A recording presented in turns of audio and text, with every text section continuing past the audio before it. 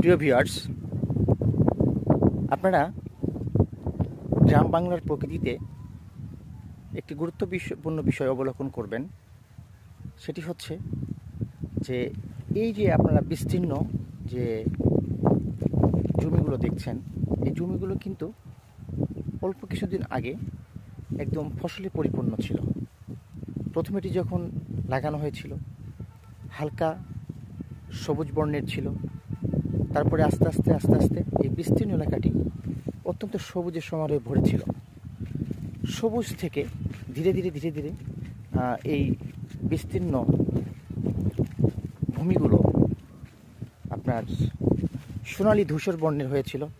সেখান থেকে ধানগুলো যখন একদম পরিপূর্ণ অবস্থায় ছিল, তখন কিন্তু এই পুরো যে বিস্তীর্ণ ভূমি, এই ভূমিগুলোর কিন্তু একটা আলাদা ধরনের রূপ ছিল। তো এই প্রকৃতিতে সবসময় দেখেন এখন আপনার বিশাল একটা প্রকৃতি, ধূসর প্রকৃতির পেছনের দিকে দেখা পাচ্ছে, কিন্তু আসলে এটা যখন ধান ছিল তখন কিন্তু একটা আলাদা ধূসর সোনালী বর্ণের ছিল, কিন্তু এখন কিন্তু সেরকম নেই।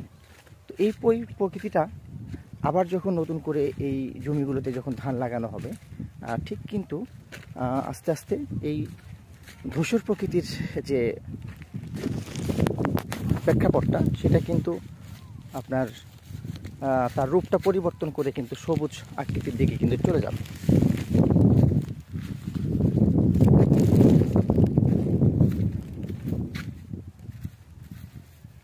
আপনারা দেখছেন এই যে এখান থেকে এই যে কিছু জমিতে আপনার এই যে নতুন ধান লাগানোর যে চারা, সেই চারাগুলি লাগানো হয়েছে। মাঝে মধ্যে আপনার কোনো জমিতে দেখা যাচ্ছে যে আপনার এই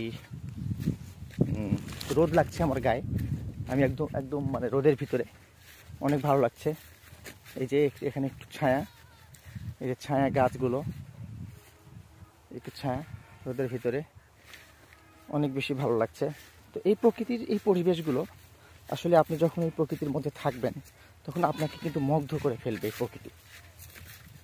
এই যে দেখেন ধানগুলো, কিছু ধান এখনো কেটে রাখা হয়েছে, শুকাচ্ছে।